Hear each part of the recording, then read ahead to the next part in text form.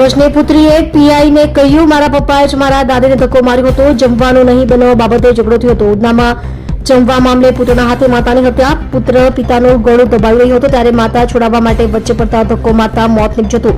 સુરતના ઉધના વિસ્તારમાં પુત્રએ સગી માતાની હત્યા કરી નાખી છે. આ ગુનાની તપાસ ચાલી રહી હતી ત્યારે ઉધનાના પીઆઈ RM ઠાકોરની હત્યામાં સંડોવાયેલા મોન્ટુની 8 વર્ષની પુત્રીએ કહ્યું હતું કે અંકલ, મારા પપ્પાએ જ મારા દાદીને ધક્કો માર્યો હતો. ઉધનાના વાત્સલ્ય એવન્યુમાં રહેતા 68 વર્ષ હર્ષદભાઈ અમણીલાલ શાહ અને મેહુલ ઉર્ફે મોન્ટુ વાણે નામનો પુત્ર છે. 2014ના વર્ષમાં તેણે પ્રેમ લગ્ન કર્યા હતા. 3 વર્ષ બાદ છૂટાછેડા થઈ ગયા હતા.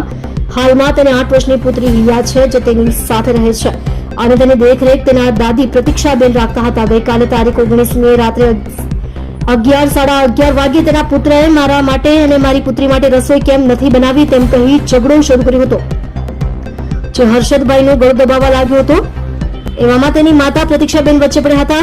ક્રોધાવેશમાં પુત્ર ભાન ભૂલી ગયો હતો અને માતાને જોરદાર ધક્કો મારી દીધો હતો, જેના કારણે તેમને માથાના ભાગે ગંભીર ઈજા પહોંચી હતી. સારવાર માટે હોસ્પિટલ પહોંચે તે પહેલા જ તેમનું મૃત્યુ થયું હતું. થોડા સમય પૂર્વે હર્ષદભાઈને વાહન અકસ્માત થયો હતો, જેમાં તેમનો એક પગ કાપવો પડ્યો હતો, જેથી તે હાલ ઘરે જ રહે છે. જ્યારે મોન્ટુ પત્નીના વિરામાં કંઈ કામ ધંધો કરતો ન હતો અને અવળે રસ્તે ચડી ગયો હતો.